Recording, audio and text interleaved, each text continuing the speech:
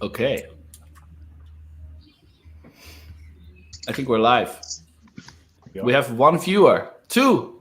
Yay! Ooh, nice. I think our goal should be to get more viewers than people in the stream. Yeah. How do you know that the viewers aren't my YouTube account and Facebook account?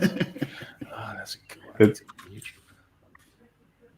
Well, there are more comments than people. I think you see the accounts only if you are admin or have more privilege. Maybe. Maybe I'm the host. So maybe that's it. All right. Is everybody ready? Have you picked the right color, Bram? I don't know. This is the big question is, what's the protocol for that light bulb? And what integration is it using? Whoa. Let's talk about it after we go live. live, I mean. Real life. Whoa. Hello. Hello. Okay. Awesome. Welcome everybody to the release party, Home Assistant release party of Home Assistant Core Release 2021.6 already. Which means that we're halfway there. There's going to just be 6 more releases and then we're done. For the year. And it's summer, I can wear a t-shirt now. Does it mean it's 6 more till the next big show off? I think this year, just this year we started out without any roadmap, without big stuff. But I think what has kind of started to happen is that we've been launching cool stuff the whole time, right? Like My Home Assistant launched, and we actually got some stuff for the summer. Not because of the summer, but just because it wasn't done for this release. And I don't know. I think it will be more like I don't think we'll have a big bang like we had last year. But then again, last year with the Home Assistant conference, it was actually too much because we timed all the launches at the conference. So it meant that everybody was scrambling to get everything right and prepare conference talks and actually organize a conference to begin with. So that was just too much. And the funny part is we say that every year. Yeah. True. We do. But not anymore. So I think this conference, if there will be a conference, and I think there will be, although we haven't started yet, we will make announcements of what we're going to launch or like something like this. But yeah. Anyway, welcome everybody to the release party. Just a quick introduction round, just so that everybody knows who is everybody. My name is Paulus. I'm the founder of Home Assistant. Also go online by the nickname Baloop. Frank. Hi, I'm Frank. I write release notes, so that might be where you see me today at least. And you do it really well. Thank you. It is very nice, yes. Yeah. Pascal? I'm Pascal. I work mostly in a supervisor before in the operating system, before we had Stefan. And in the background a bit. I'm Bram. I mostly work on the front end, so the UI and the configuration screens and stuff. And that's me. Yeah. I'm Robin. I'm integrator management for Decons, Axis, and Unify. Been involved with the project for nearly 5 years now, I think. Time flies. It's been forever. Awesome. Well, we also get a question where we all are located. Oh. So we have to continue on the introduction. Okay, well, I'm in California. The Netherlands. I'm in Switzerland. I'm also in the Netherlands. And I'm in Sweden. Nice. Yeah, I think I try to get I've been looking into getting more other time zones on the globe in the show, in the release party, but it's very difficult because a lot of people are either sleeping or working during this time, right? So Europeans it's perfectly positioned. I mean, for me, it's 12, it's noon. So I just had an early lunch and now I'm just sitting here. So it works for me. But yeah, the release party is at 2 hours. So we should get some more other time zones on the show. Okay, this I have to really highlight this comment. Bram, this one is for you. Yeah, thanks. It is hot here in the Netherlands today. I need air conditioning. Is that bad? It's okay still. I think it's more the background. Yeah, I know. But Bram, before we go start with the release notes, tell us about your background. What do you want to know? It's a custom-made sticker I created and had made, and it's RGB light on it. And now I have a Home Assistant wall in my office. Yeah, I guess we can do a redesign now. No, never.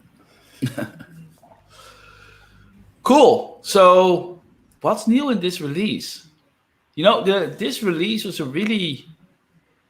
There's nothing really standing out. I feel like there's been a lot of cleanup, small improvements. I haven't even prepared a single demo because, well... And this release is all over the place. I was writing those release notes when we started beta. I tried to write like the basic structure of the release note, like something to work on during the week and stretch out a bit. And I was like, but I'm not even sure what to write about. Like there's so much little stuff in here, but there's nothing standing out completely, like big thing.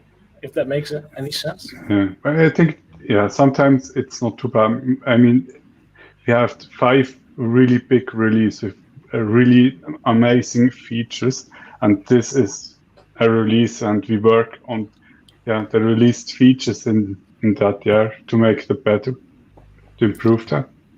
And the weird part is there are really many contributions in this release. Like there are 800 PRs or something, or over 800 commits. Like it's not a small release; it's actually really big. But yeah, lots of cleanup. Yes, definitely. That's where do you want to start? At the beginning. Oh. I'll start. We Philips Hue push notifications or push data. So earlier this year, Philips Hue released a new firmware, and I think it was actually Robin that shared with me a gist that somebody else had figured out that there's now an API endpoint on the Philips Hue version 2 hubs, the 2nd gen, that will actually notify us instantly as something is happening. And so we added that to Home Assistant, and now when previously Home Assistant would check every 5 seconds with Philips Hue, like, hey, what's new? And the problem is 5 seconds is a very long time for motion sensors. It's fine for lights and switches, but motion sensors, like you enter a room and it can take up to 5 seconds before Home Assistant can automate on it. That's unacceptable. But Home Assistant also, we refuse to go lower than 5 seconds just because we would overload your Philips Hue hub, and that the hub wouldn't like that. So we always said, give us a push notification API and we'll implement it. So that's what we did now. It works great. The moment you turn on the lights, any other way but Home Assistant, we instantly know. Motion sensors, we instantly know. Pushing buttons on the remote, we instantly know. So also the remote used to not be very functional because, again, 5 seconds until we would respond, up to 5 seconds until we respond to a remote. Now it's just all instant.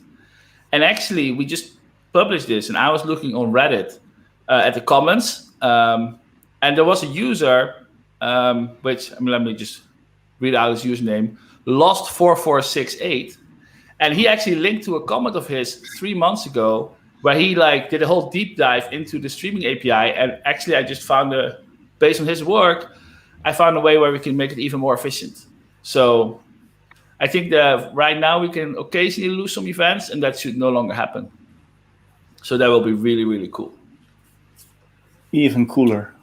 Even cooler. Original And it's gist was already- from the Essentials Hue developer, I think. Yeah, correct. I forgot his name. Thomas, I think. Yeah, and the reason I'm very happy about this is that it is, Philips Hue has, for a lot of our users, it's kind of like a gateway drug how they get into home automation, right? Like most people don't, you don't start home automation and all of a sudden you're a pro and you're gonna buy your Zigbee sticks. Like generally they have a Philips Hue hub, an IKEA hub, a Google Home, an Amazon Echo, something like this. They kind of get more devices that work with it, run into its limitations, start looking what else is out there. They find us, we can do everything, epic. They want to move in. But then, of course, you want to migrate all your existing devices, and we integrate with all these things. But up till now, Philips Hue was not a good experience. So that has been solved. So anyone that starts today with Philips Hue will be great. Generally start with one of those starter kits, right? Like with a bulb or two and a gateway and a remote. Yeah, it's just great people don't have to update to things like ZHA or Decons or whatever to get started. Yeah, that was the whole reason I started with Decons in the first place, was because I couldn't do any good things with the remotes. It was horribly implemented at that point in time. To have it, so this means all Zigbee implementations should be pushed by now, right? Even IKEA is pushed, right? Yeah. Correct. So that's awesome. But I think that the IKEA one sometimes is that protocol stack is not very mature, as in it uses co-op, and that it's just not the way IKEA requires us to use co-op is not the way the library was originally designed. So I think the error handling and stuff could be more improved. But yeah, most of it is push, and that's good because push APIs where Home Assistant is instantly notified when data changes is so much better for automations compared to Home Assistant having to check with the device, have you changed? Because that's just never as fast as it can be. I can remember me on a time I had, I think, 3 hubs on the wall. So my Home Assist hub, or Home Assist itself, then there was Homatics and something others, and now I have just one hub, a Decon stick inside, and everything works. I mean, Decon's Zigbee, a C-Wave, and a Homatics USB stick. 3 antennas. Nice. Yeah, I had to buy a second-hand Philips Hue Gen 2 hub to actually to implement the push notifications now, because I have a V1 hub somewhere, but I have it's somewhere in a box. Hey, just as intermediate, Shares Brown asked, when will there be more Home Assistant Blue devices become available? That should happen this month and next month. More will be assembled and shipped to the web shops that are linked on the Home Assistant Blue website. So yeah, June and July, there should be more available. It's Hardkernel, which is the creator of the Odroid N2 Plus boards that Home Assistant Blue is based on, is really hit hard by the component shortage that is happening worldwide around chips. And that is just impacting our availability. And Hardkernel is trying to give us as many boards as they can, but they can also not just decide to not sell any N2 Plus without Home Assistant Blue on it, right? They have other customers and other people that want to use the boards for other things. So we're trying to get as many as we can, and they will become available as things progress.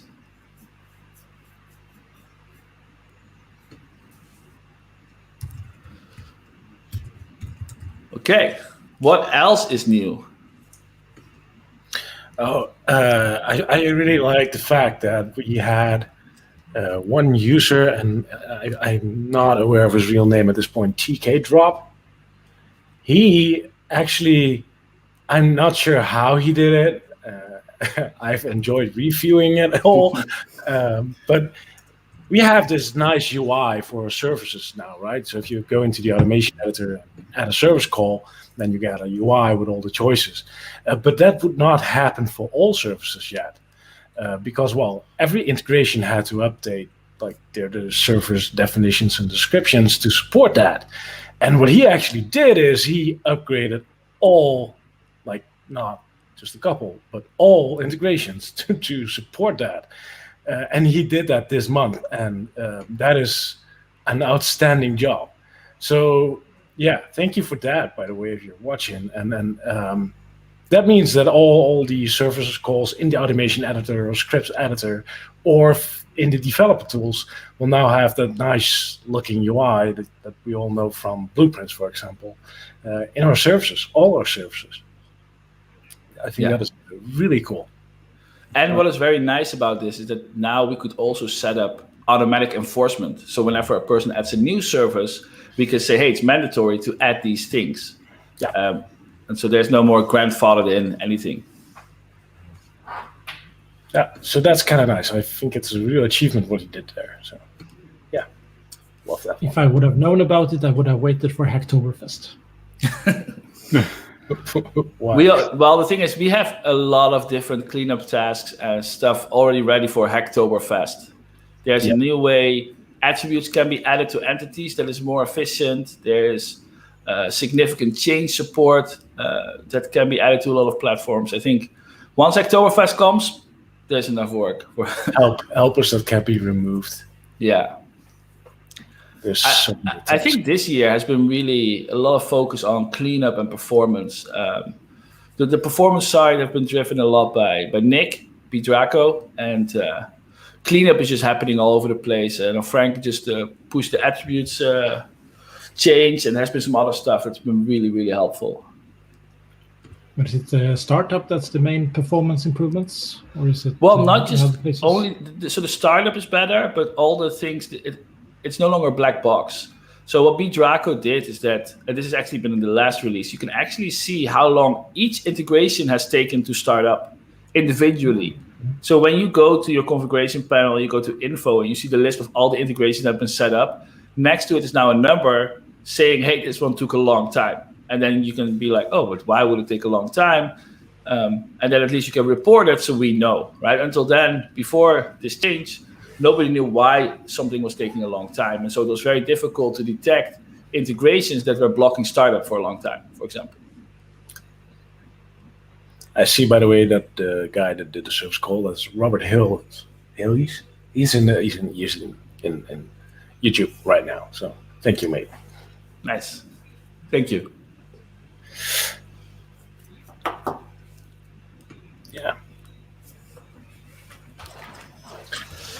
Yeah, what else has been really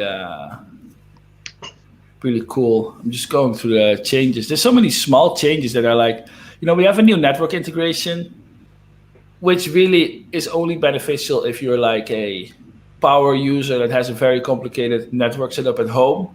You can now better configure to on what network interfaces we're going to listen to zeroconf packets. If you do not know what it means, don't touch it. Really, it is like we Home Assistant will automatically detect the right setting for you in like 99.9% of all cases.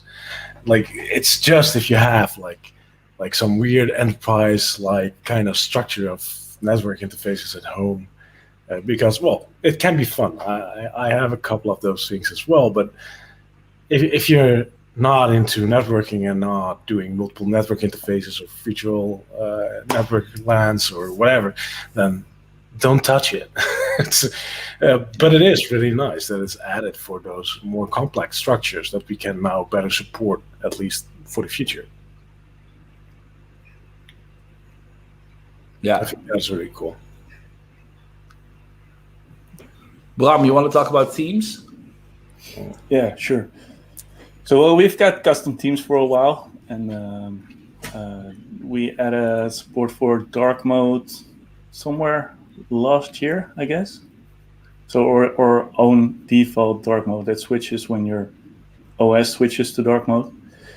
And when we added that, we plan to add support for custom themes someday, but it never happened. Until now. Now we added support for custom themes to have dark modes. That means that a custom theme can use our dark theme or default dark theme as a base to change some things. But it also means that a custom theme can have a dark and a light mode. And Home Assistant will automatically switch between these modes when your OS switches. So that's really cool. It means you no longer have to set up 2 separate themes for dark and light mode. And you can just install one theme that has both a dark and a light mode. And it will switch automatically. So that's cool. So if you have a custom theme and you have a dark mode, go check that out. Yeah, this will be good because it used to be that you had to distribute 2 things and they actually were kind of together, and now it just works. Yeah. Yeah, and you used to, if you wanted to make a dark theme, but liked our default dark theme, but you wanted to change some small thing, you would have to copy our entire default dark theme. And you no longer have to do that. You can just, so Frank has a theme that just changes the drop shadow behind the cards. Yep. So he can now do that for the dark theme as well. If you have my theme, which is just like almost a single line, but it's the only thing I don't like. But in general, that theme is there and already supports both. So if you update that, well, I think in dark mode the drop shadow is not that obvious anyway, right? Oh, it's not that obvious, but well, at least it's consistent now, and I had to try it.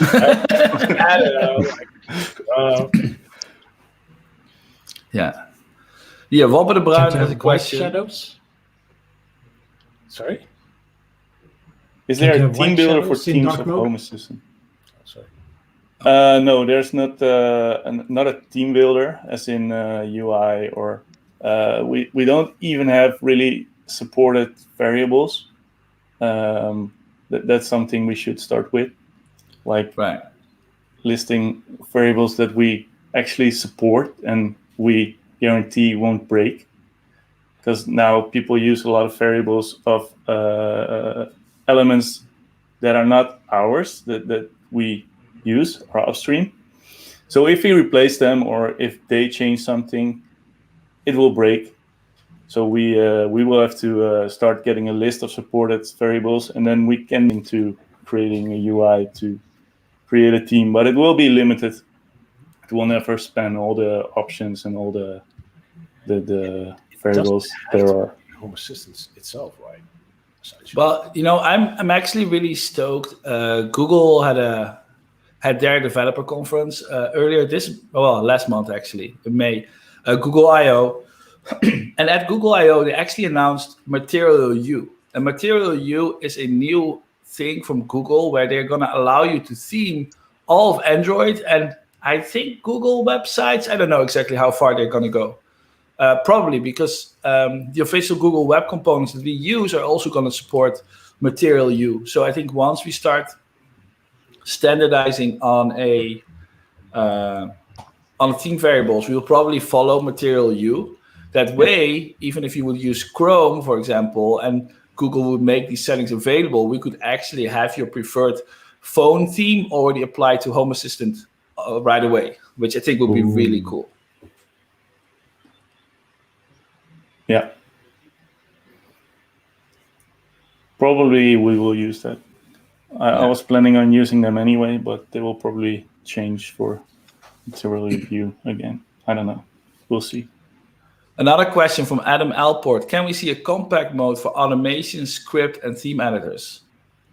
Well, I have 2 things to say about that. One, we're going to actually have a UX designer start next month. So there will be UX improvements all around. But also, Adam, if you have ideas, please share it with us.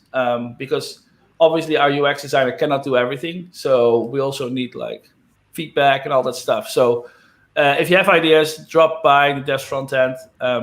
We recently, and I say we, but actually the UX designer that's going to start actually has already published a Home Assistant design kit on Figma. So it is pretty much a Figma implementation of the current Home Assistant UI. So it's very easy to iterate on designs already and kind of create mock-ups.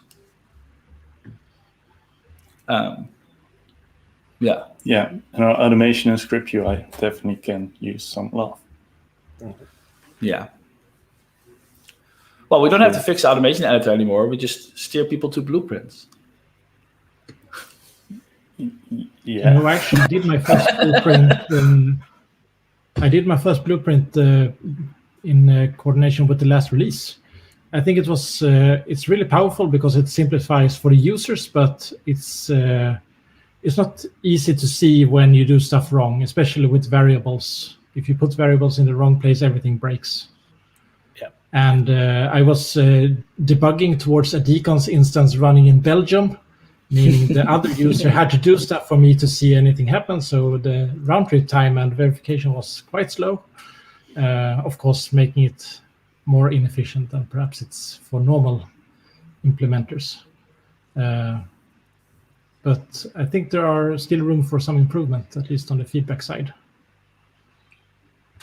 Yeah, I mean, it is hard because of the way blueprints are so flexible. You can replace any part of any configurations, any part of any data structure you can swap out with like something from a blueprint, which is great, but also doesn't help with validation.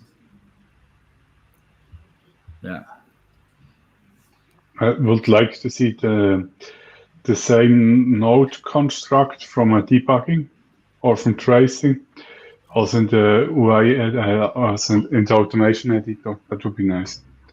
You know, that was actually the original. So this tree, this node representation of your automation has been developed by Thomas Loven. I think he's also in the YouTube chat. Right, I just saw him, I think.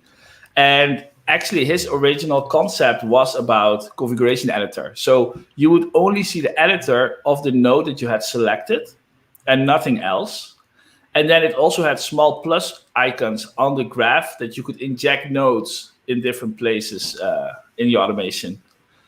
But it's really cool. I don't know if it's the perfect way to mutate your automations, because I don't know if every different concept that we have, like the loops and stuff, we can make it the same way. But I think that it will be cool, and I think that we definitely should explore things like this. It's just there's so much to explore. I got some ideas. Compact view. I really have to work them out in a mock-up. Now, it would be a really compact view if it was just this graph, and then you click like edit single piece at a time. But maybe people want to scroll. Maybe people have big monitors. Like, we don't know all the use cases. I would like to see the graph, and then for each node, like a label with a short description of what it does. And if you click it, then it will pop up into the editor, and something like that would be cool, I think. So yeah, lots of ideas, not so much time. Each part should be its own blueprint as well. Blueprints and blueprints. Well, technically, and it can be already, you can use blueprints and scripts, right? So you could use a script, which is called in your automation, which is just a single node. So that's actually where scripts is really powerful. Yeah. You don't have to put everything in a single automation, right? Yeah, except that we haven't built a UI yet. No. But it's possible. Yeah, sure. Okay, I'm going to drop in another question. Well, Can we scripts, please... not blueprint script, but just scripts with input. Those, I don't think blueprint scripts work in an automation. Well, No, but you just create a scripts with an script. input. Yeah. No, You that's create a script, and that you can use. Like, Yeah. that's cool, right? Just for the reusable objects, it's not just blueprints, it's also scripts by itself. So Yeah. Okay, this one. Can we please also get larger graphs when clicked on? Actually, you can double click on the name in the more info dialog, the name of the entity, and it will actually go widescreen, and you have the full graph. But I actually would like to take this opportunity to talk about something else that we're working on, and that's don't spoil. Should we not talk about it? Yeah, yes, we should. I mean, I don't know. Somebody's got to look at the commits and see it anyway. It's already in this release partly. But Yeah. Just So- tell us. That's a good tip with a double click. I didn't know that. I thought, What? That is in there since whatever. I don't know. This is one of those things where like discovery of this feature is just impossible, right? You have to kind of, even if you do it accidentally, you have no idea what you just did. Yeah. So, yeah, people have to watch our live stream for 30 minutes to get to know it. It's in there since I don't know when. A couple of Been there for a years. long time. too long. Right. No, so in this release, it's we're introducing a new concept called statistics. And the idea of statistics is that our current way that we store our history is that we actually just store whatever happens in the state machine. And whatever happens in the state machine, we store it, and it's a one-on-one copy. And we don't mutate that data because the state machine is the source of truth. But it also means that we're stuck with however the state machine represents data, which, for example, for numbers, actually, all the state is always stored as a string, including numbers, and that's not ideal. So in this release, we're having the concept of statistics, and statistics are going to be stored in a new table, and we're actually storing different pieces of data. And so what we're going to do right now is every hour, statistics is going to run. It's going to look at the supported states. I'll get into what is supported and what not later. And it will look at, for example, the device class. So, for example, if it's a temperature sensor, over the last hour, it will store what was the minimum temperature reached, what's the maximum temperature reached, what is the average temperature reached. I think those are it. And then we store this every hour, and we don't purge it ever. Because if you think about it, this is only 24 rows per entity per day, where a normal sensor that sends data to Home Assistant might update, I don't know, 10 times a minute or something. So the database grows and grows and grows. And that's just not containable. And so with statistics, we will going to be able to just gather more information. Of course, the granularity is lower. It's only once an hour. We might tweak that. We haven't decided yet. And we're going to keep track of things. So, for example, we could batteries, sensors, we could track over a longer period of time, humidity, but of course, also energy, right? Because for the people that haven't seen any of my podcast interviews or all the work that Klaas has been doing lately, we're doing a lot of focus work on energy. We want to get offer a great way for Home Assistant to get insight into your energy usage and to actually kind of help you optimize your energy usage. And so we need better statistics. And this new statistics will also be able to, if you have an energy meter in Home Assistant with the current usage, it will actually be able to get it into your statistics data table as well.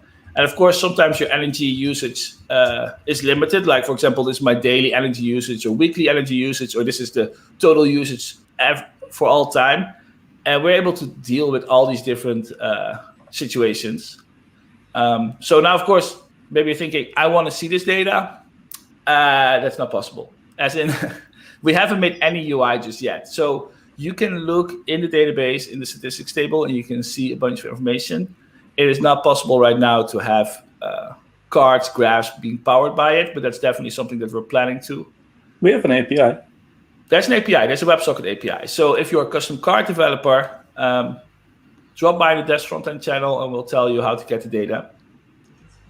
But the plan in the future is to expand what kind of data that we are gathering statistics from.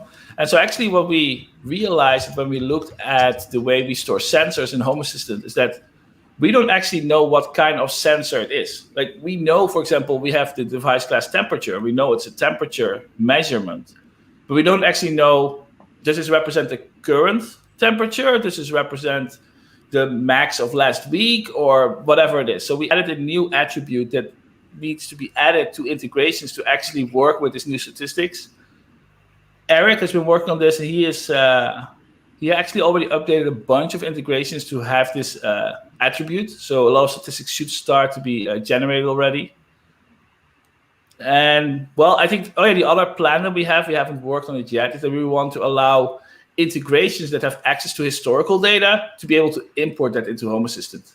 So a lot of times you might have a I don't know, an energy provider like Frank has one, Tone, which has access to historical data. Well, it would be great if we can actually import that into Home Assistant, because even though Home Assistant is going to keep track of like the total usage, it's still calculated, right? So it might be off of what the energy provider actually claims it has provided you. So it's better if we can allow importing that data.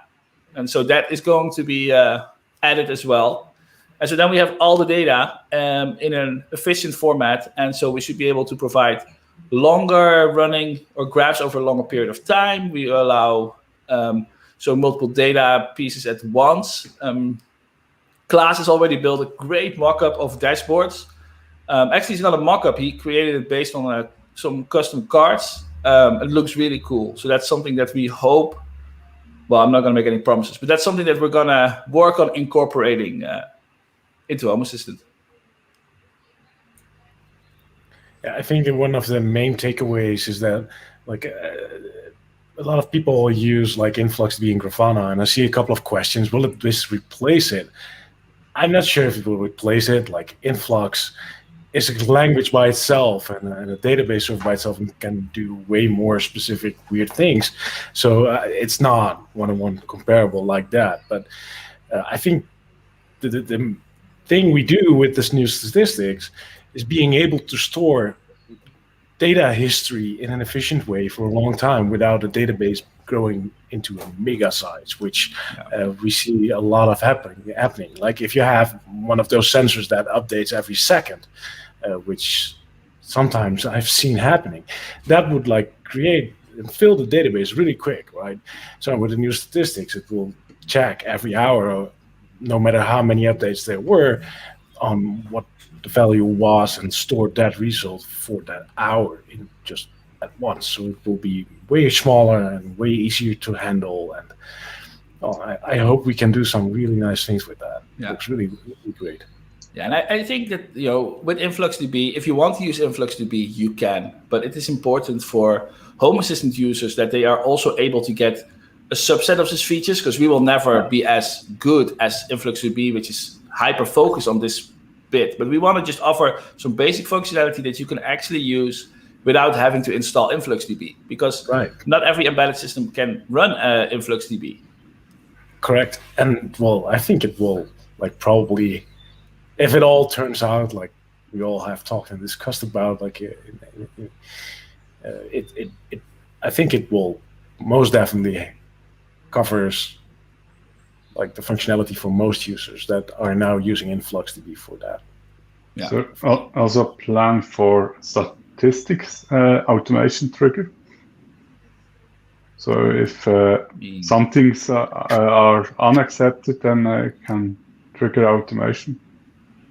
We haven't discussed it, but I think it will be possible. The one thing I always think about for automations and based on historical data or forecast data is, should we based on weather forecast, if it's going to rain or it rained, I don't want to run the sprinklers, right? It's an automation that you might want to have. And right now that's not possible. So I think that's a good use case to have one. But I think another one would be, hey, I haven't generated a lot of energy today. Let's not overcharge my car or to 100%, but let's just go to 80% and wait for a sunny day tomorrow.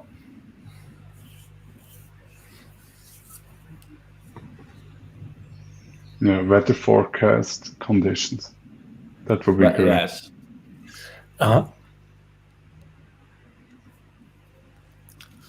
Everything is better than just throwing out all the data, because right now I don't store anything because I don't want to risk burning the disk because it's so small.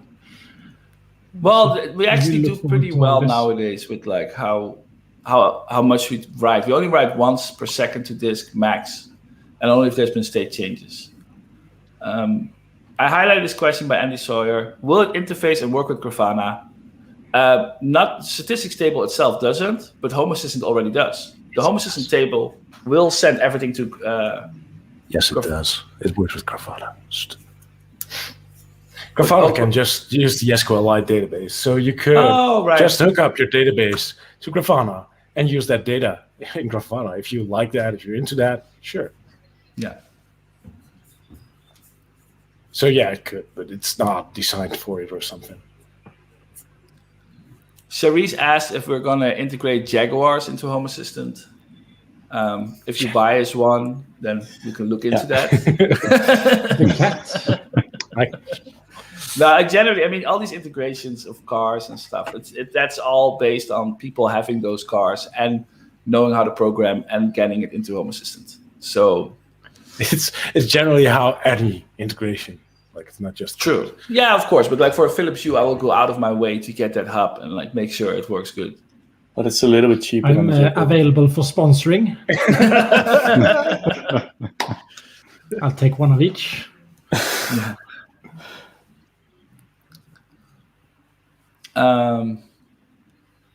Yeah. Statistics. What else?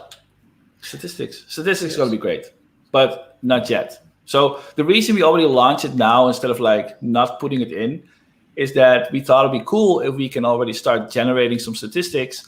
So when we launch the UI next month or in a month of two, we already have some data to show you. Yep. Or else you had to wait for an hour before it. Yeah, to get one data point. It's sad, right? Yeah.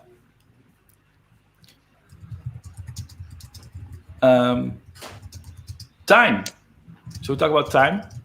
There are 2 times. What time is it? No, well, I thought maybe the time format. Oh, yeah. Yeah, so we have number format choices in the UI for some time now, and we've added time format options now.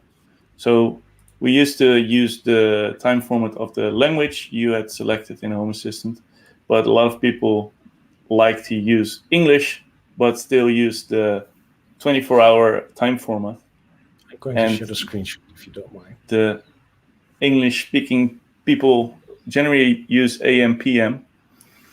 So you can now use the English language and choose 24 hours. So you can follow your language settings. You can follow your system settings. So that's your OS settings. And you can pick 12-hour or 24-hour format. So no longer. I'm so happy with that. The language. Like I like to have the English language, but we also use the 24-hour format here, right? So I'm really happy with that change. And this is stored per user, right, Bram? Yeah. Yes, This is stored per user. So every user can pick their own language, number format, time format, whatever. Yeah. No, this is going to be nice. It's been requested a lot. Yeah. But the tricky part about dates and times is that whenever we end up using a component that is like our graphing chart, it has to support that we provide the number formatting, for example, and these kind of things. So yeah, localization is hard either way. I think the big challenge we have now with localization is that all our localization stuff is front-end based, which means that if you want to send localized push notifications from your automations, you don't know the language of the user that you're sending it to, for example. So there's some room for improvement. But I think the language of the user is actually stored in the backend, so you could. Right. Okay, I guess. Okay. If you know what user you're sending the message to, that is.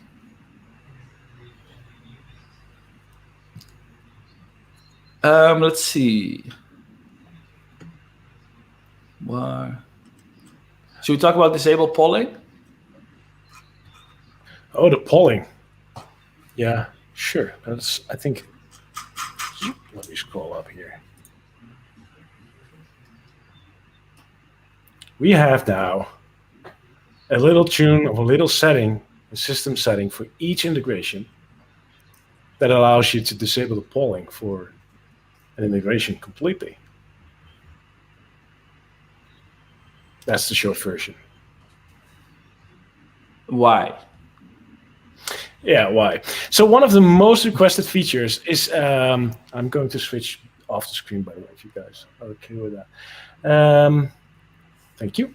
So one of the most requested features, or a feature that is constantly returning to all integrations we have in the issue trackers, in pull request, is a feature or a configuration setting to tweak the scan interval, is what it was called back in the day for platforms, but the polling interval of an integration, to tune that.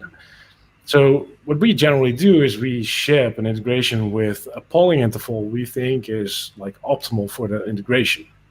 However, there are many people that want to change that at times because, well, they want faster data or don't need fast data because, well, it could be a paid API that it's using, and every time we call it will cost money, right?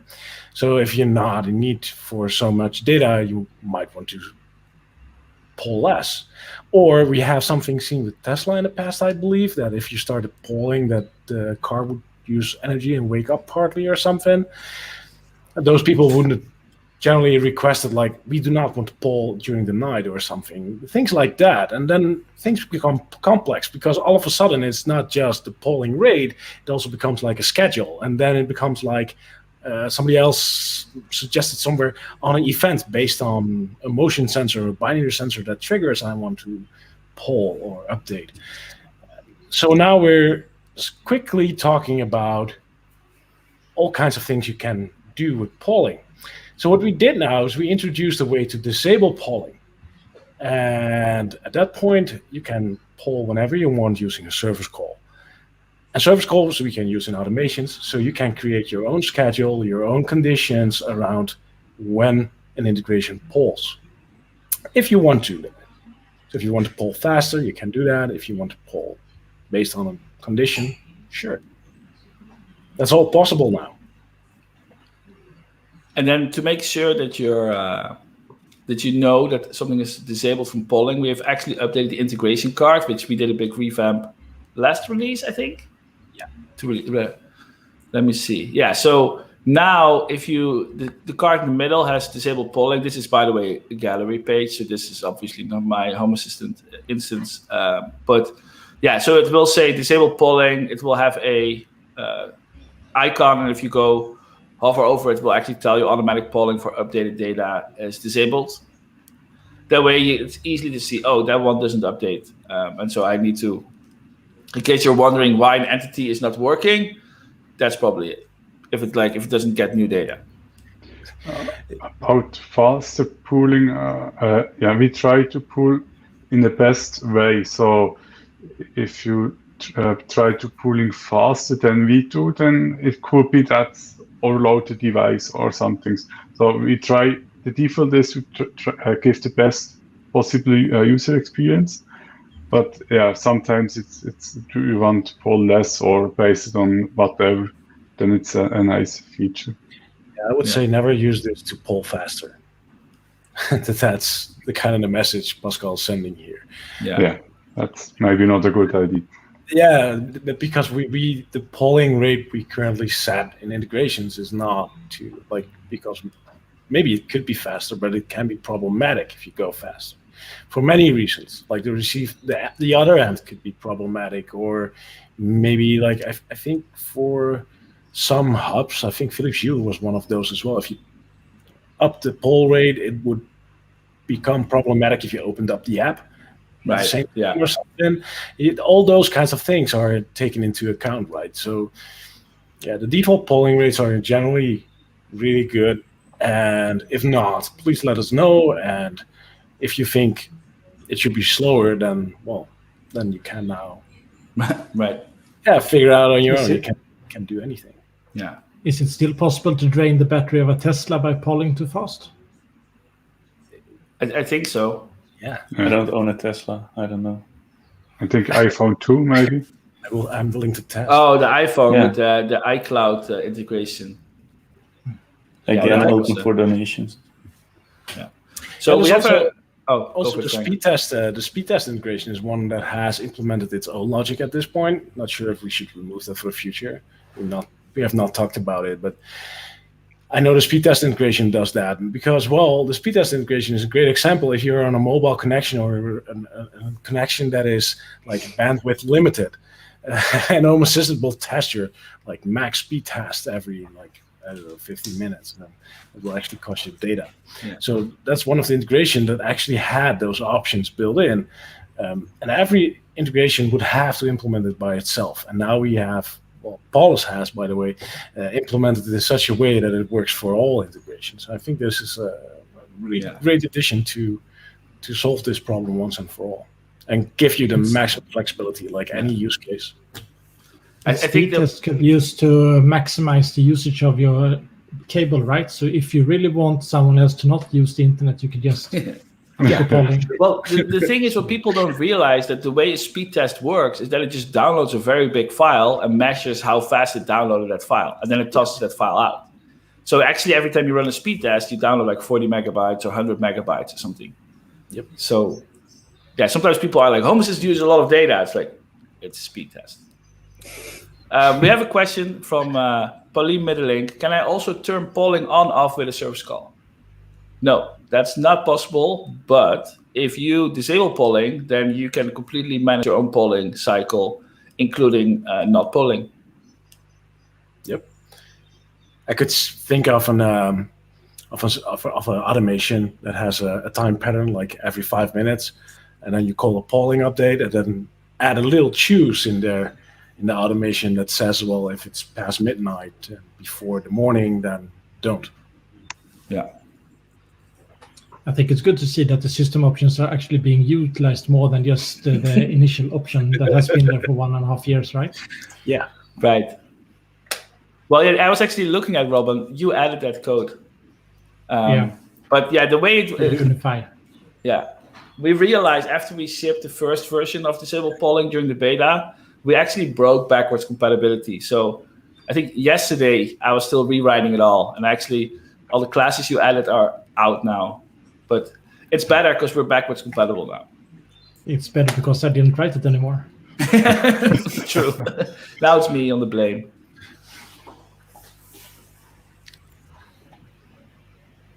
Boom, boom. What else is? I think it's previously it's been quite some time since I've seen this amount of new integrations and platforms listed with a release. Yeah. I think it's quite large by now. 2 years ago, we had like 20, 30 integrations per release, and the releases were shorter in between. So people have found new stuff to integrate, and that's really awesome. We got some nice additions. Last release were a couple of integrations as well. So in the last releases, we're actually managing to get down the review queue a bit, and get some new stuff in as well. So that's kind of nice. I mean, I'm actually looking at the statistics now. It's not that much down. I don't know. Should I put it on the stream? I know this is going to be easily visible. This is an app called Pull Reminders. GitHub bought this company. No longer people can sign up, except the people that were already there. But it's actually great information. So this is across the whole Home Assistant organization, of course. So in the last 4 weeks, we have merged over 1,000 pull requests.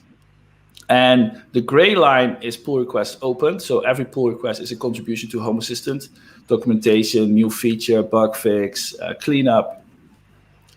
And as you can see, for 2 weeks, we were getting more new contributions than we were actually merging. And merging means that we accept it and it's out of the queue.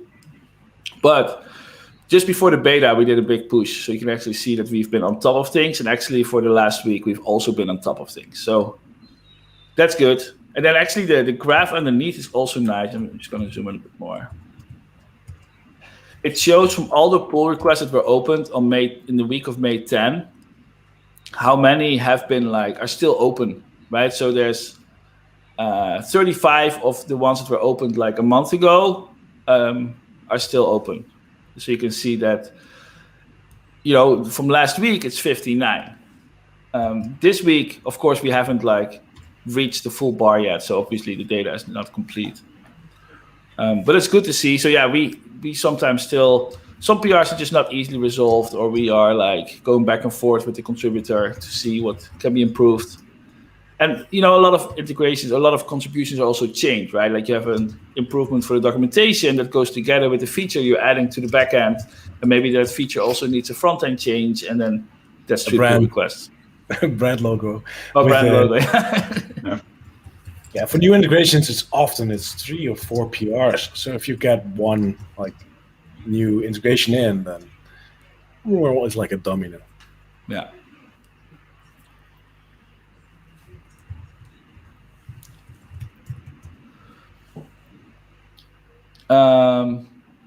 Andy is asking, is ESP Home going to get a slot on the release party or get its own? I was talking about this with the ESP Home with Jesse, and I don't think he wants to do his own release party. I think we need to find a way to kind of also rally up. Like, I think a lot of Home Assistant community likes these live stream that we do, and it gives a lot of background information that we don't normally get to share. We also get sometimes the complaints that these 2-hour live streams are too long, but to get a shorter version, you really need to prepare, and we don't do that because we don't. I mean, that's just too much time, I think. So for ESP Home, right now we don't know yet, but there is some really cool stuff coming for ESP Home. So definitely tune in 2 weeks. We might actually do a stream then because it's so cool. Compared to the average, normally it's like cool, and in 2 weeks it's going to be very cool, I hope. So I have a question about ESP Home. I just bought my first, this is my first device that I bought that's not Zigbee or working with Decon, so I'm actually in deep waters because my installation is going to start using integrations that I haven't written myself. So I bought 4 Shellys, 2.5s, to control my future roller shutters that are coming.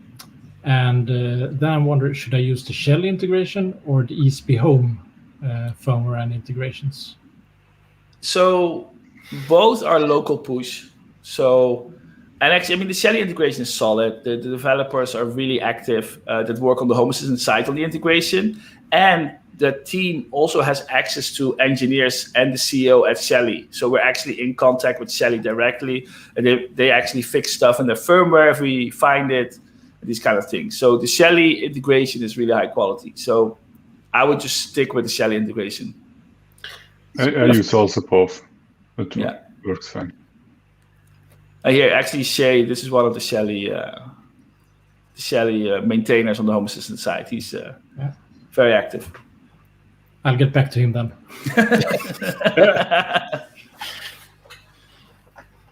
Yeah. Yeah, you have to become a co-owner now. Yeah. Shay is co-owner, I hope. I can just complain. Yes. Can also for our first time. No, don't be just a user. You have code so much. You can't just help out. Fix it. Yeah, I should. But well, I don't think there's much left to be done. I think the big problem Shelly has is it uses UDP packets for push updates, right? So it can be that if your network is very complicated or busy or whatever, you could lose packets. But the Shelly integration will just fall back to polling if it doesn't get an update in time. At least I will review it and maybe learn something. And that's always good. Yeah, definitely. So yeah, have you installed the Shellys yet? No, they're on a box. I got them yesterday, so I'm waiting for the curtains and shutter roller covers to actually come. Which ones? Did you order like special roller shutters or? Yeah, external that are on a frame that are blocking out the sunlight because we get left 37 degrees on the top floor, so we really need to lower that during the summer. Yes. So right now we have a bottom floor and a bathroom on the second floor. So we really want to use the rest of the 80 square meters or whatever it is upstairs. But does your cover have like a motor in it? Yeah, it's the normal one, Somfy. It's Somfy motors, but they are powered for. I don't want to use their own system because as I saw on the forums a couple of weeks ago, they hadn't updated their certificates, so the cloud service got down, then nothing would work.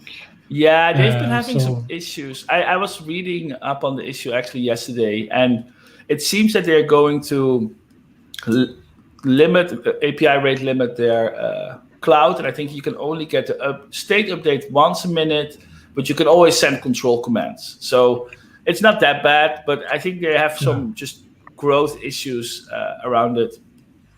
So sounds like I made the right choice to not actually go into their system then, at least.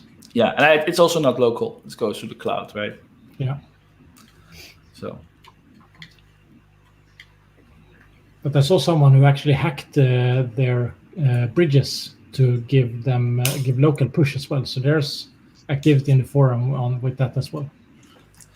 Yeah, I mean, well, although I think it's always cool to get like root access to all these bridges and kind of like, but then you're fighting the manufacturer like actively, right? He's going to try to block you out, updates won't come through and all that stuff. So it's not ideal either. I'd rather just have companies have local APIs and then it just works. That would be the best. I agree. Yeah. But everyone's talking so well about Shelly, so I'm happy to... I'm excited to actually try that out for the first time. So I think the devices are really well made, except for like I don't like their motion one because it's huge, and I don't like the temperature one because I think it's like a bit, I don't know. But in general, the hardware is really well. Like all those relays are really amazing products. I mean, what I like about relays in general, but also the Shelly ones, is that with a relay you put it behind your light switch, so instead of everybody's house looking the same because there's only one type of light switch, you can actually pick your own beautiful switch that matches like the rest of your house, and it will still be smart. Yeah. Yeah. So. But you need to place behind the switch to mount that. That's true. Yeah, no, that's true. I fight all time with the space behind the switch. Yeah. The solution was to don't use switches. Right. I see a question here from Robert McCarthy. What's your view on Nest could support Disappear again? So I was gonna write up a blog post about this, and I still will.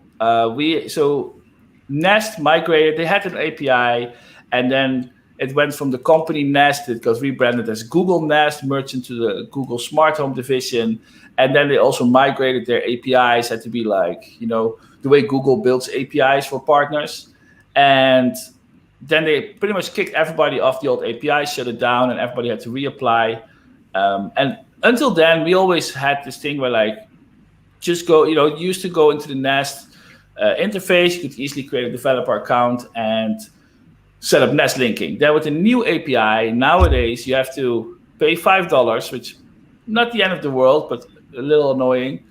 But then you have to literally follow a 20-page guide right now to go into Nest, create a developer account. Then you go into Google Cloud, create an OAuth linking partner account. Then you have to fill in like 5 pages of data. Then you go back to Nest, fill in that stuff that you just create in Google Cloud. And then like at the end you get like a bit of credentials so you can fill it into Home Assistant. Now, this is annoying. So we were like, we want to make this easier. And so we actually applied to become a partner. And so you have to like get like a privacy audit and stuff once you get approved. However, we didn't get approved. And we didn't get approved because they say that we cannot store the account credentials to log into Nest for your account securely on the device in your house on a Raspberry Pi. So I guess they want to have some secure vault kind of setup, but that doesn't really work the way we work. Although we are not compatible with the way Nest likes their partners to work. So Home Assistant Cloud has been rejected. So the way it's going to be for the foreseeable future is you have to like pay $5, fill in these 20 pages of documentation, and then get Nest. The worst part about that documentation is that Google regularly changes like stuff in the UI from their projects and consoles and stuff, and move things around and rename buttons, and I don't know what they're doing, but that 20 pages in our documentation, kind of like that huge step-by-step tutorial, like tweaked every month just to like something changed or moved. So, yeah. And what information are they lacking on us? I thought they knew everything already. The thing is that like I don't mind that they charge $5 and that they have people apply or whatever, if that is the way to go. But don't make it 20 pages, right? Like of like instructions. If this was just a simple form, then sure, not ideal, but at least people could access their data. This way, it's really, the complexity is like just a gatekeeping thing. And then not allowing us to make it easier for our users is just another way of, keeping their data to themselves. So, they can, the way I see it right now is that with this approach, they can easily tell people, no, you can access your data. Look, you can just create your personal developer account. And then when you look actually into it, it's so complicated that nobody can actually do it. And so that's just deceptive. It's the way I see it. Okay. So let's talk about like a new fun stuff in this release. Sure. Okay. I really like this edition. I'm going to show it on stream. Real quick here. I like the fact that we now have the attributes like hidden in the more info dialog. Like Yes. collapsed, really small and tiny. Like personally, I generally am seeing those and I'm thinking, why are they there? I don't need those, right? So now they're nicely hidden. I can still access them, but I think that is really clean. I think they got added because I once just lost the discussion. Because the idea would be that they are not there to begin with, right? These are attributes should be we standardize the attributes, and the front end will then show it. But people starting attributes that were not supported by Home Assistant, and they want to see it because in this example, Frank, and I don't know where you source this data from, but link quality and voltage is in there, which is the battery. Like there's a lot of information in these attributes that should not be there. This is a sensor coming in from Zigbee to MQTT. So it sends in all those attributes. And also, humidity is an attribute for a temperature sensor. That's just wrong. It should be a sensor. Yes, it is also a sensor. Oh, so you have a sensor and an attribute. Yes. So I wish I could disable this. Maybe we should ask once. But yeah, like this is the example I could find really quick where I was like, oh man, I hope I don't have to see these again. Well, that's your screen recording you're looking at. I mean, actually, this sensor is a good example of why we're going to have the statistics database, because this sensor will update a lot, because every time one of those attributes updates, the sensor will also do a state change. So the link quality is measured every time it's like how well is my connection with this sensor. So even if the sensor value doesn't change, the link quality might just change between like 150 and 149 or something, which will be a state change. Then this one also has last seen is really bad. Like like there's like a state like it already says 46 minutes ago was the last time we got a state update. So obviously that's the last seen. Yeah, I think that's because this is a Xiaomi device that is really stubborn to what it is connected to. I think the light switch was off for the light that it was connected to. But yeah. You mean that they don't follow the spec? Yes, correctly. They don't. They don't. So that's the thing. But let me remove it because it's too much dangling. Point was made, right? But I really hate that Zigbee to MQTT does that. IR as sensor value like a battery sensor would be nice to track the quality of the quality. Yeah.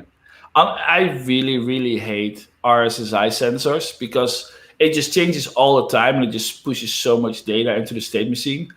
In my code reviews nowadays, I tell people to automatically disable RSSI sensors. So, because you only really want to enable them if you have connection issues. Otherwise, it's just a lot of data that we have to store and keep track of things. My preferred approach would be that we if you go to a device page, that we can show extra data that we normally don't store in the state machine. But like, for example, RSSI. It's like, hey, let's show the RSSI when you are looking at a device to see how well it's connected. Because that data is not necessary to be just like constantly written to Home Assistant. Yeah, I would like it to have that in a device dashboard, like the battery state, the connection state, so you can filter it and search devices that have a connection issue. That is a good one, yeah. Well, in case of Zigbee, like it's already that information is there, right? Like Decons has the backend panel where you can see it in a graph, and ZHA has that graph, and Zigbee to MQTT has his own dashboard as well, where you can see all that information. So I'm not sure why for especially for this case, it would not have been necessary to have it actually, but it is there. I cannot choose; it's just there. Yeah. So, yeah. May I ask a question about the UI element? The button that you were pressing, the arrow going up and down, is it only me who are irked out by it pointing the other way around? I would think that it would be pointing up when it was minimized and pointing down when you expand on it. No, if you press on it, it goes down. So, and if you press on it to close it, it goes up. Yeah, it's weird. No, it makes sense. Maybe it's just me. Generally, a button has it's an actionable button, right? So the action that's going to happen is on the button. And it doesn't, sometimes a button can also reflect the current state, but I think the action is the main thing. Just like the settings icon is not showing you're currently on the details page, it shows you going to the settings page. Yeah, Jason points out it's the standard, but I still think for me, how my mind works, it would be the other way around. Create a theme. But I'm alone here. I hear. It's not themable, sorry. Okay, good. Not yet. No. Yeah. But you might have triggered some people. So I see some comments. So I'm looking forward to see if PR to change that. That didn't trigger in my mind. It will close the PR. Isabella says she's with me on this one. Oh, teaming up. I'm looking at the release notes now. What we do there? No, we have the same in the release notes. Yeah, I think it's default for an accordion to behave like this. Designer. Oh, yeah. Greg Martin has this one we see sometimes that they point to the side when they're collapsed. But then they reflect the current state, right? Then it's like it's collapsed, it points to the right, it goes down when it's open. Yeah. Shay is happy that you work on the back end, Robin.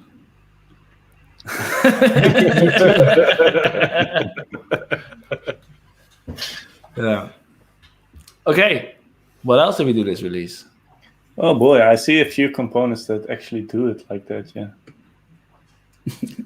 Are we all Googling now? I am. I like the way we do it right now. Let's just stick with that. Yeah, me too. This could be a historic moment in time. Change it upside down. No. If we would change it, it would be pointing to the right and pointing down. I think that's a good compromise. But we're not. We're not.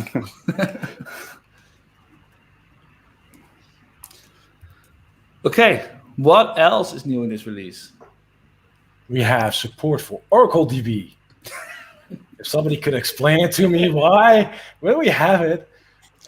Which enterprise is using Home Assistant internally in-house? Right? Yeah. It's kind of cool. Not for the recorder. For the recorder, yeah. For the recorder, it's for recorder. Yeah. Oh, okay. It will not be supported in that case on the image, so it doesn't work. Doesn't work everywhere. No, but you could hook up for the core, yeah. And if you run the core, you could hook it up to Oracle DB. I'm not sure why, but still cool, right? Somehow. Right? I don't know. somebody does have a use case for it. Somebody wrote it. Like, that's cool.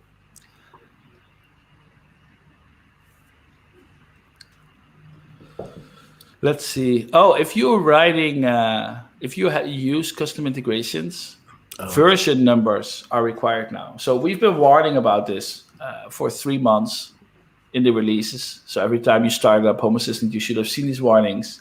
And this by now, because if the version is not there, we will not load the integration anymore. And this way, the reason we're doing this is because we want to be able to, in the future, be able to block certain versions in case there's a security incident, for example. So that's why we've made version a required field for integrations, for custom integrations. By now, any actively maintained custom integration should probably have the manifest updated. If you have your own custom integration, you don't really want to add a version, just add like the version key and put the number 1, and you're good to go.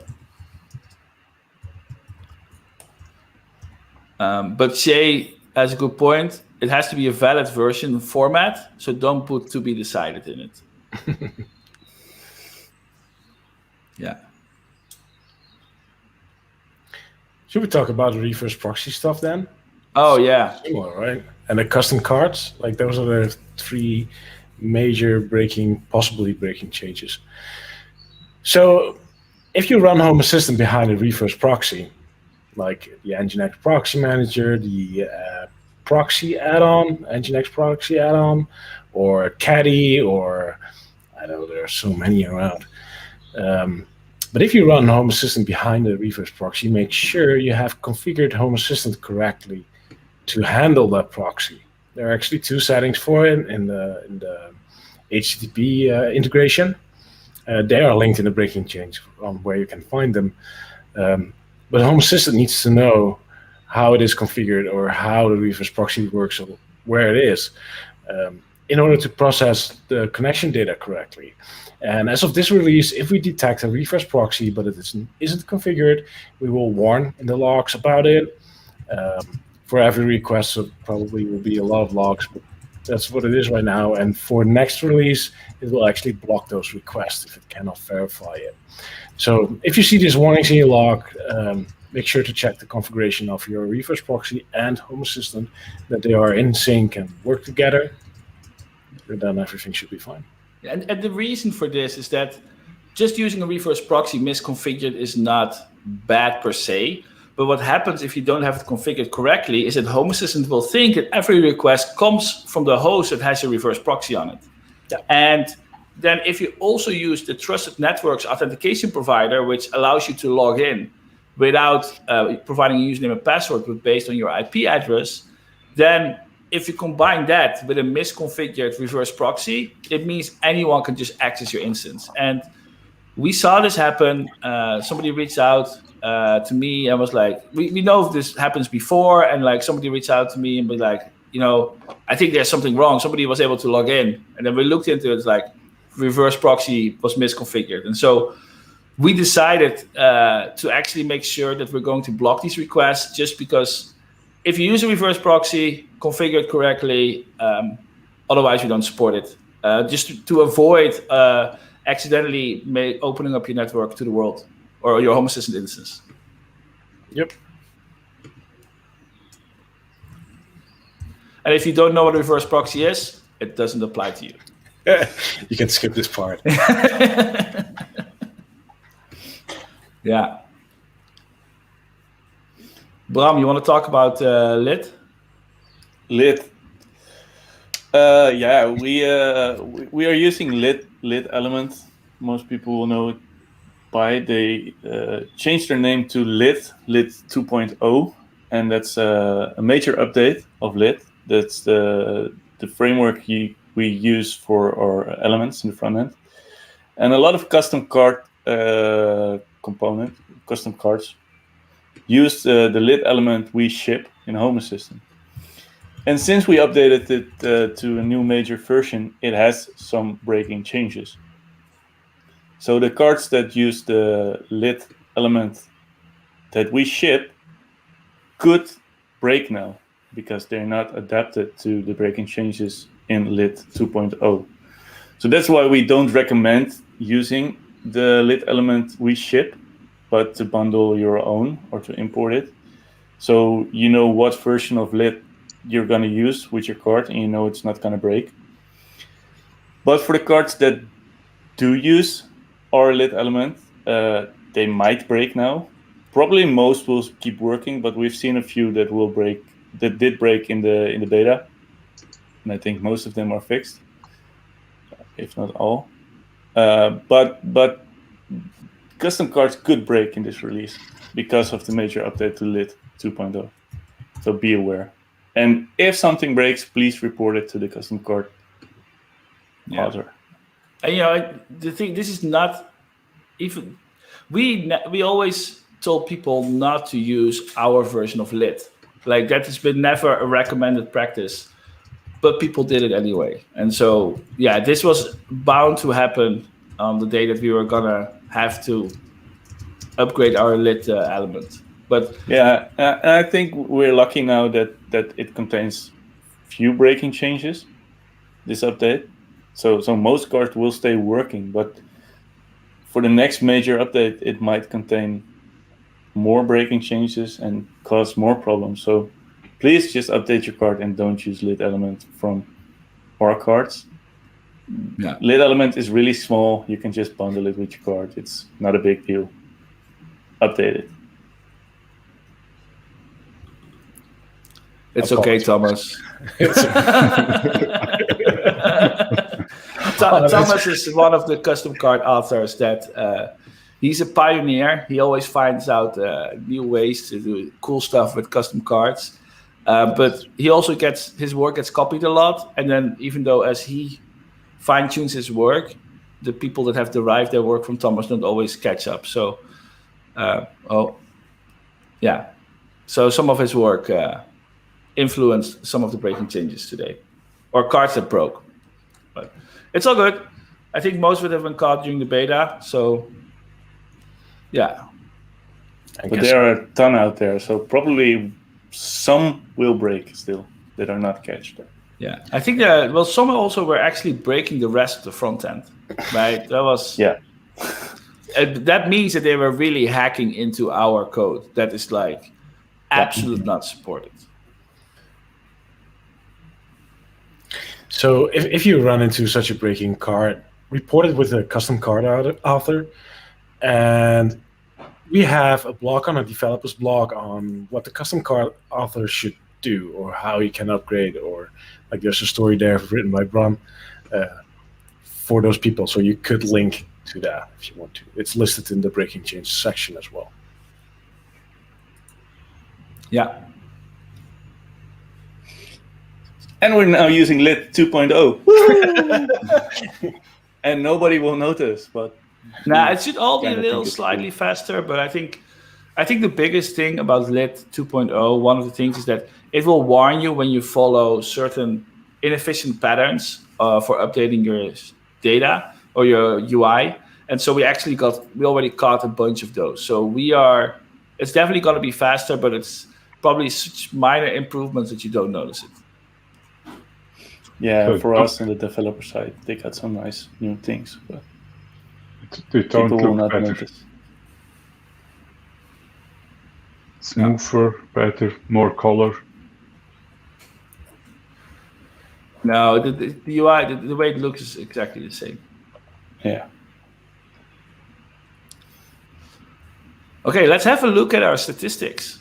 So, two months ago, in the release, the April release, 0.4, we introduced Home Assistant Analytics. And Home Assistant Analytics is a way for users to choose to opt in to submit their version information of their Home Assistant installation to the Home Assistant Analytics platform. This platform is fully open source. It's transparent how the data is stored and processed. And a lot of you have opted in. In fact, we are now having 57,000 instances that have checked in the last 60 days. So all the data is automatically thrown out after 60 days, except for the aggregated total installs that we see here. And yeah, I mean, it keeps growing, so that's good. We haven't. What is interesting is that we actually have only promoted that people opt into analytics in our release blog posts, or in podcasts, in live streams like these. We actually have not prompted existing users to it. So we expect that there's a lot of people that will probably be interested in opting in that have not opted in yet. And the way we're planning on using this data is to see what is actually being used, and to also be able to communicate to manufacturers how many users we have. So, 57,000 people are using Home Assistant. You might want to support this with your products.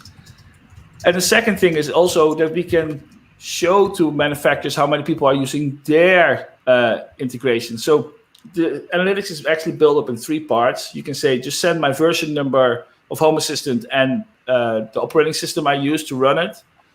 Or you can also say, hey, send some average data. So send like how many automations I have, how many add-ons I have installed, how many states, users, or integrations I use. And you can also say integrations. And the integrations one is actually super interesting for us as developers because, for example, the statistics I mentioned earlier, well, now we will go through all the integrations that are being used to make sure that we see which ones are actually being used. And we make sure the most popular integrations work the best. For example, with statistics, we will go through that code, even though we're not the code owner. And there's some interesting stats in there. I mean, Google Cast is very popular. I think that also is because besides every Google Home is a Cast device, right? Besides the Chromecast devices themselves. ESP Home is very popular. I think that's really cool. HomeKit, Philips Hue. You can see, for example, as 15% of our users use Philips Hue, that push state update that we launched this release, super important. So if you want to actually opt in for analytics, you can go to, in Home Assistant, go to configuration, go to general, scroll all the way to the bottom. That's where you can enable it. 0.6 is not on here yet. It gets generated every hour. We do some extra work of processing the statistics. So within a day, you should be able to see. It's an order now. We are at 967. Yeah, so it's the top 5, which it shows, and currently it's not in the top 5 yet. Yeah. No. If you all upgrade it, we'll... True. One of the things that I find very interesting is that I would have expected actually installation types to, I don't know, diverge, but actually the ratio between the 4 has stayed very much consistently around these percentages. So pretty much 64% is using the Home Assistant operating system. That means, of course, easy updates of the operating system, easy updates of Home Assistant.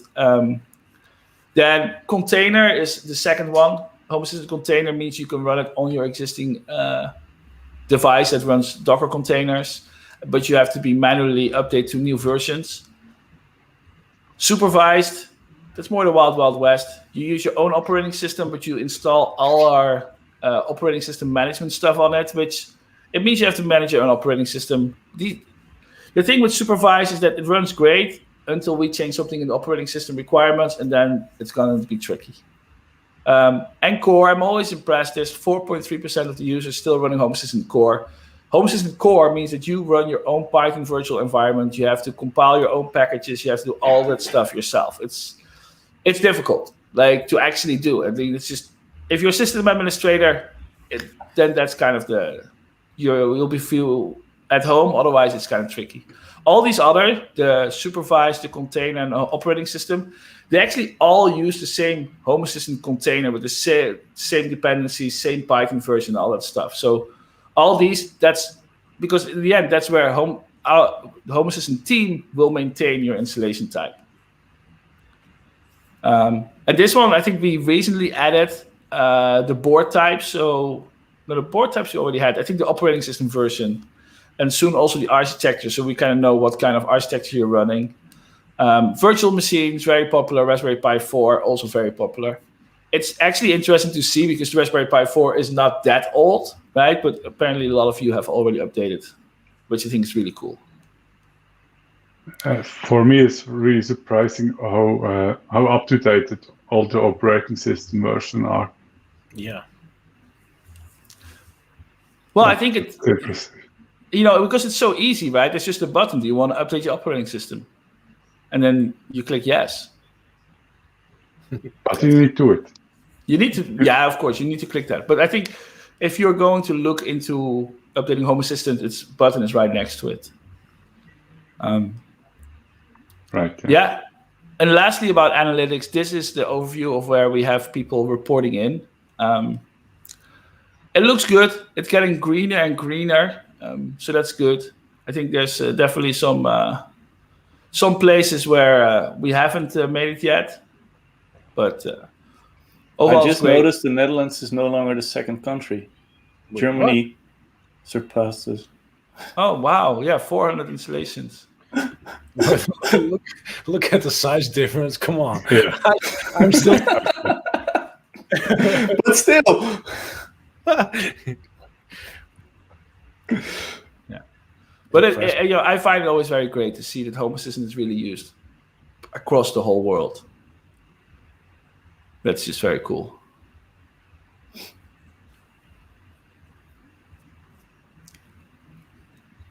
So since the installation types are static, can we close the bet we had? We all lost. Can we declare a winner? I don't remember what what people. Oh, I can predicted. look it up for you. We can look it up, but we all were off. Yeah, I think nobody had expected the operating system to be this big. No, I had 50% or something. Yeah. I had 42 because it was the answer. I was way wrong.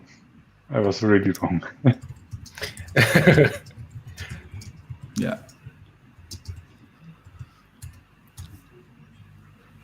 So yeah, so much for analytics, and thanks to Ludius for building all of this. I'll highlight his avatar. If you see him in the digital world, give him a high five.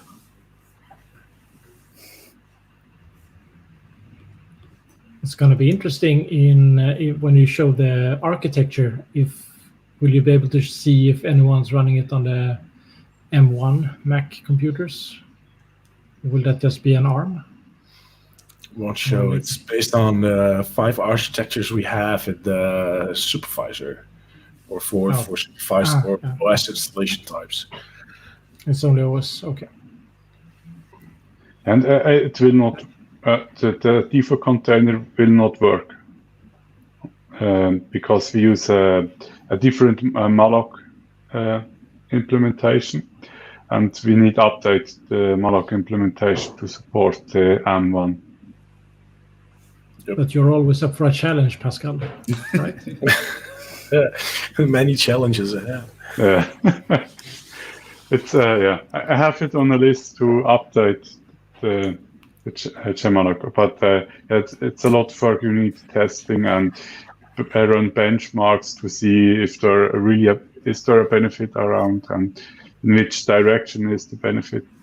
The last time we bumped to a different malloc, everything broke. Yeah, that was a great success. So. No. Next time I do it better.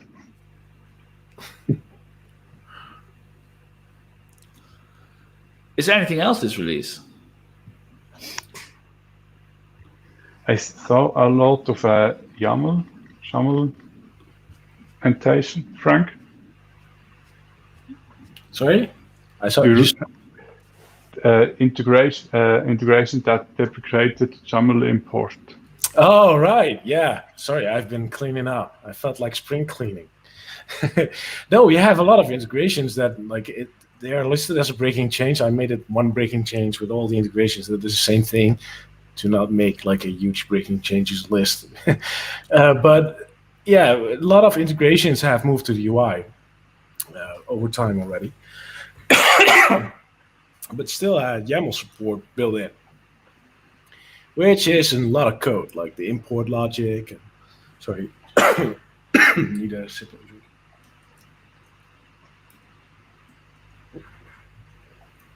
So we had a lot of integrations that still support a YAML configuration, but the YAML configuration is actually not used. It's imported into the UI. So all those integrations have a lot of logic and code living in our code base, including tests and everything around it, to do that import. But once it is imported, you can just remove your YAML and it still works. So it's actually a bit of that code.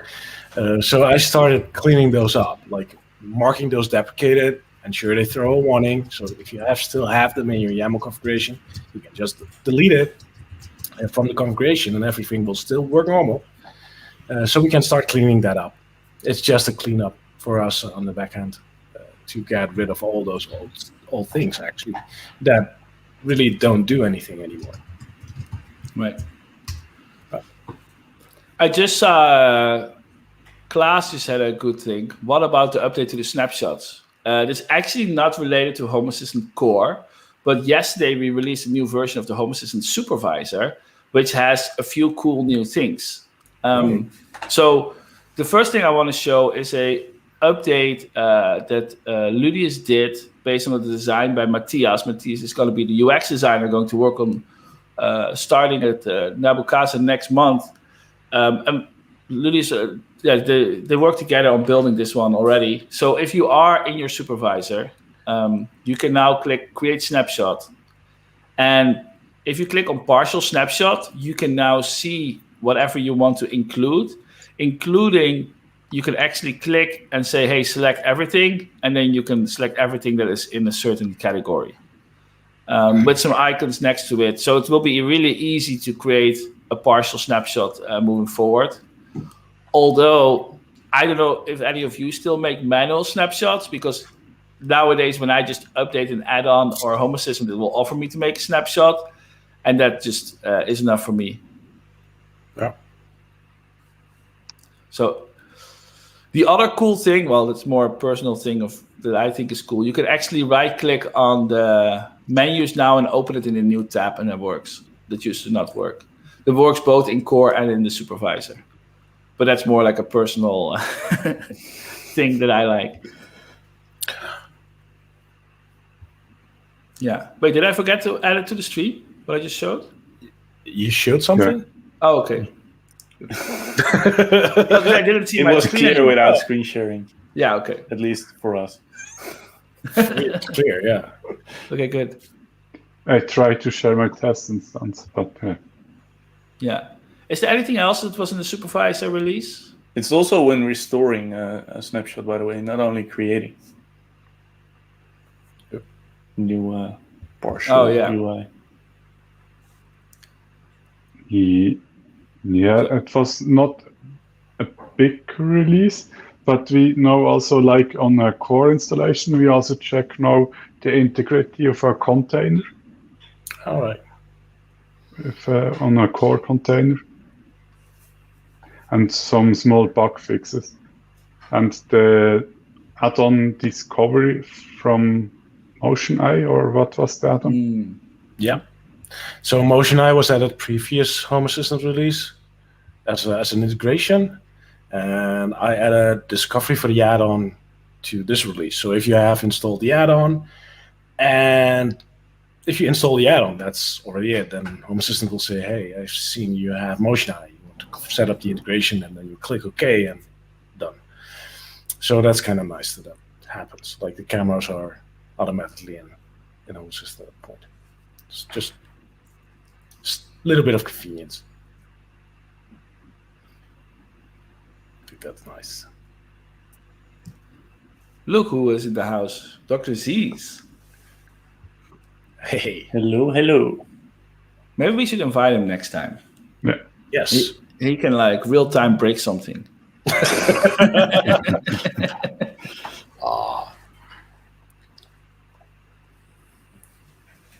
The doc is in the house, indeed.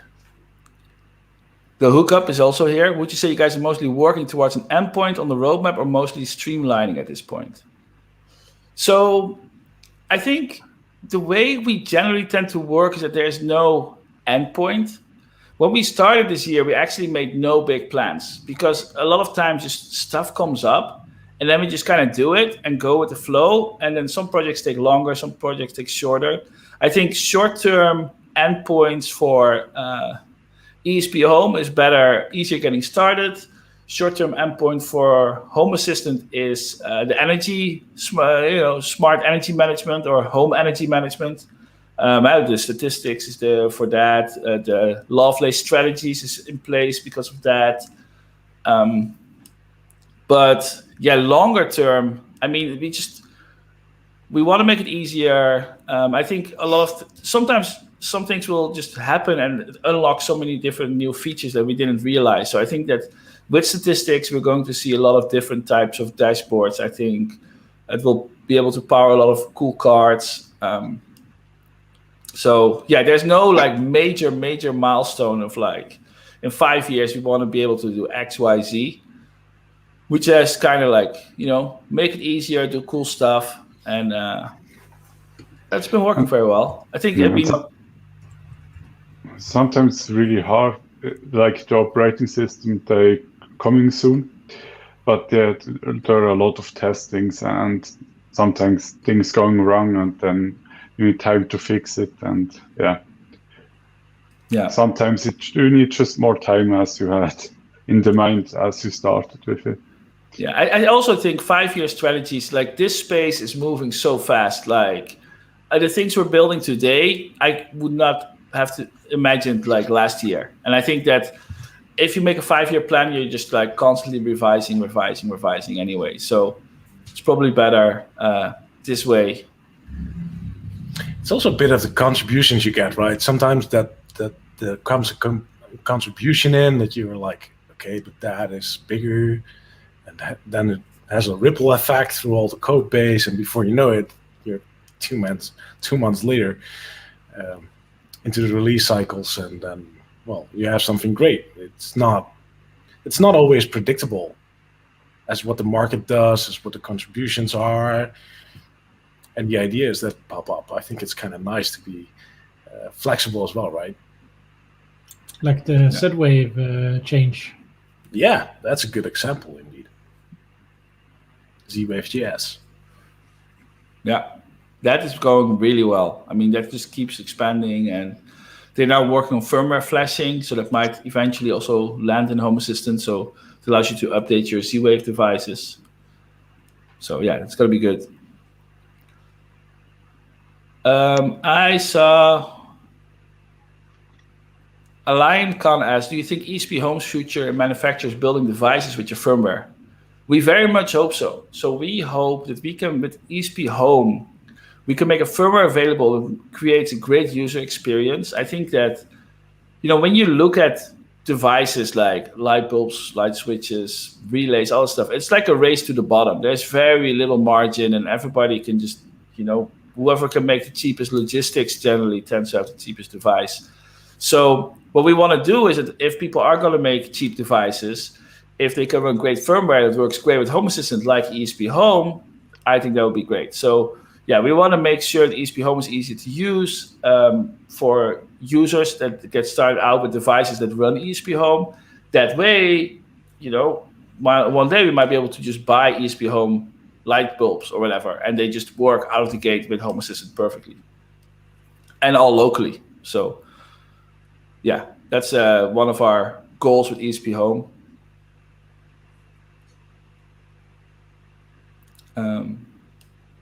Bruce Wood asks, script tracing, 5 question marks. So the backend of script tracing has been there for 2 releases, and it is on our to-do list, but it keeps moving a little bit down each time with other things getting a higher priority, but definitely this year.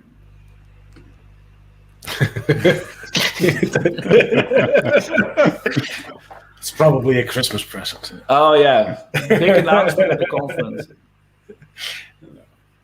I don't think it would take that long, but it would be nice to see indeed. Have you guys already actually used the automation tracing, the debugger to actually fix something? I did. Yeah. But I think that the one thing that I ran into that I miss, and I know that it doesn't make sense to, the thing is sometimes my automation doesn't trigger to begin with.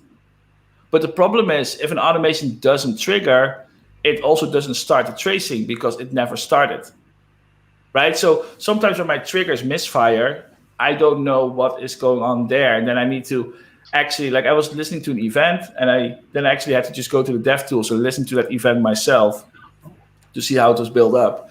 And then I made a typo in like my keys that I was matching in the event data. But I understand that it's not going to be easy to put that in tracing too. But I think that I saw definitely things where like to see where my templates evaluate to, for example, that's something that is great to see.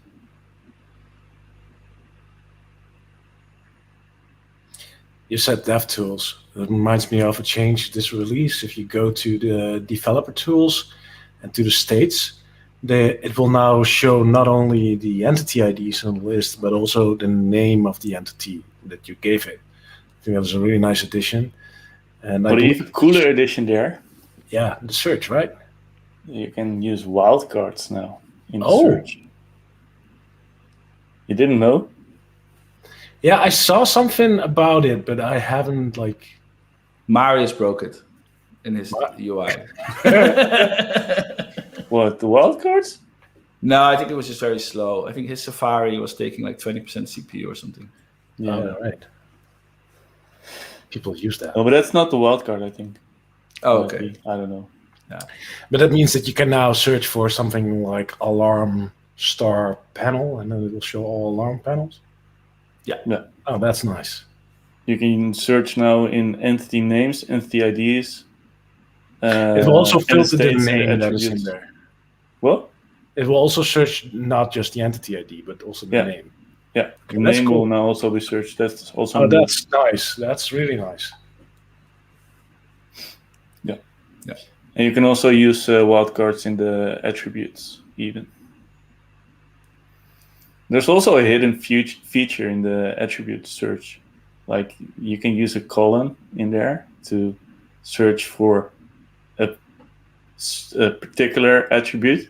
So if you search for, I don't know, battery colon, and then it only searches in battery attributes. A lot of people don't know that. Probably. Nice. I didn't. We should have like a help button or something, just linking to the website with like tips and tricks. It's gonna be like all the other documentation. You forget to update when you do new fun stuff. Yeah, it's the documentation is hard because we have a lot of documentation, but we also move very fast, and so sometimes you just change something and then you need to update like 20 pages. And we do. I mean, I think overall we try to keep the dev docs, the developer documentation, pretty well up to date, but our main website tends to lag behind, and it's just very difficult. Or like in old days, press function key 1 for the help. A good UI should not use documentation. Yeah. I mean, once we no longer talk about entities but devices, maybe Devices, services. device controls. Things. Things. I hate the word things. I know. Oh. Yeah. Let's see. What else is happening? Sonos got a lot of love, which I'm really happy about. You know what I'm happy about? The IKEA Sonos collaboration.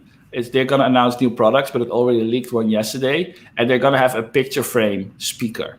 So you cannot put in your own artwork. They have like predefined artwork with like probably like some beta of a mesh that lets the audio flow through. But it's, a piece of art that makes a lot of noise. I think that's awesome. So yeah, I don't really need more speakers, but I might just, get one. So, the thing with Sonos works great with text to speech and stuff, right? So that's nice that like you have like a piece of artwork, and then like when people walk through, the artwork will say hello. The one thing I have with Sonos, I love the stuff I have. Like, it sounds good and it works well. The only thing I like, text to speech sounds good as well, but it's just like when it's already playing something, and then doing an announcement and then restoring the last state. I think that is way too complicated and it's flaky. It doesn't work always. I really wish I could just push like a broadcast to it, like that it will handle itself.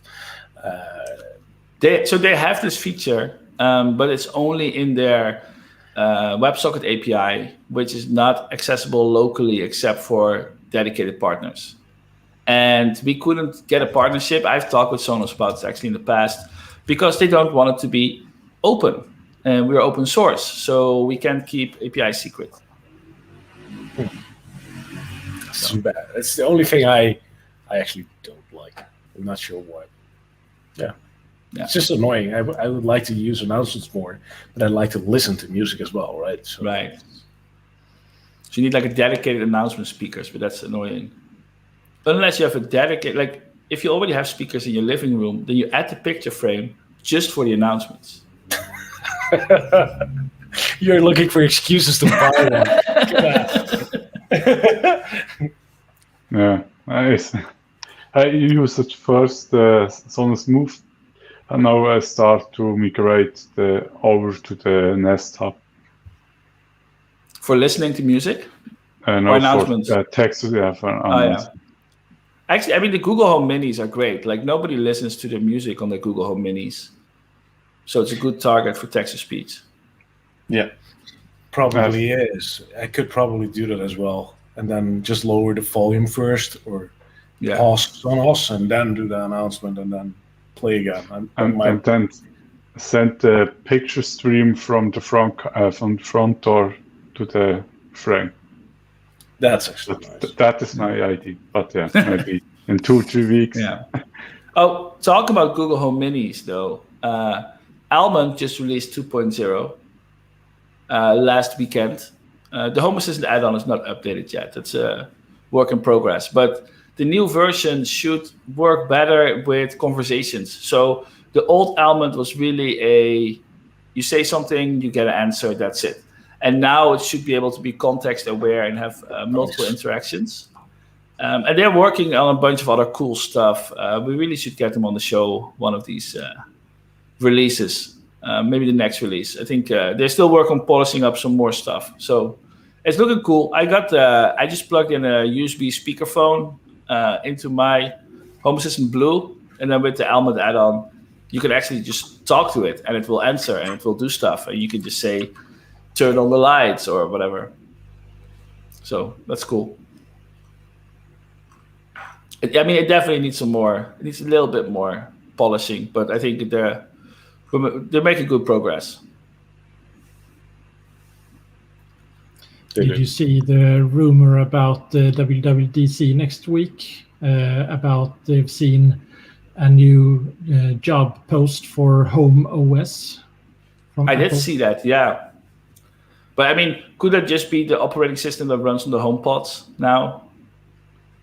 Probably. Right. Because the HomePod Mini is like they retired the normal HomePod, but the HomePod Mini is still going. I can also see them releasing some screen for in your home. Maybe. With HomeKit. All right, we're nearing the end, people, which is good because I feel like we're running on fumes for content.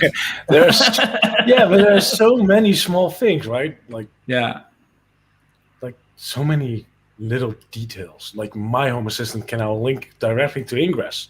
Like we can, like from an add-on, for an add-on. So we can now give you a link that instantly links to the decons interface via Ingress to your instance, which is cool. Like it's just such a small thing to announce. Like this was it.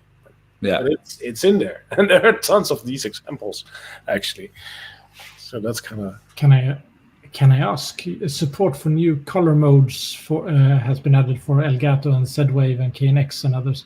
Is that the one where we change how we define what type of coloring the light support, or is it something else? Correct. Yeah, Is it's the there any RGB and difference for RGBW. Is it a difference for how it is exposed to the user? It's transparent. So we changed to the new color modes, right? So it is where it used to be white, like white level used to be like an attribute. Now it's like you can only expose white level if your color mode is like RGBW or just white. Otherwise, we don't care about your white level anymore. And so this is a new way of approaching color in Home Assistant. And so every light needs to be upgraded. Like it's backwards compatible.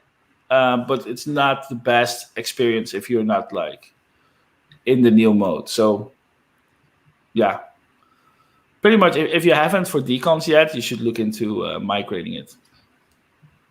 Now you don't blame me like that.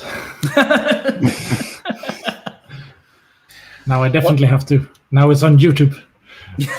Oh well, it's kind of nice how the new modes like actually support more native what the light actually represents, right? Like back in the days, it was all hue and saturation, and now it's more close to what the light actually is. It's an RGB light and will be RGB that it works with, and RGBW support was always a bit not really nice. Well, now it just knows it's an RGBW light.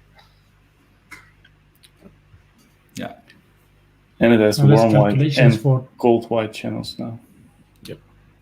Now, in the past, calculations then, right? Exactly. We used to do a lot of unnecessary conversions. So now, if you're back in the days, if your light was not an HS, but in like not using hue saturation, but some other color format in the API, we would first translate everything to hue saturation. Then the front end would like allow the user to pick a color. We convert it to hue saturation. There's a lot of, and every time you convert between hue and saturation and another color format, you lose precision, right? So like green will become light green and this kind of stuff. Yeah, and the same for scenes. If you store a scene and it has like it stores like all the colors or some colors, and you lose data at the end. Yeah. And now we know the light is in this color mode, so we should save this color.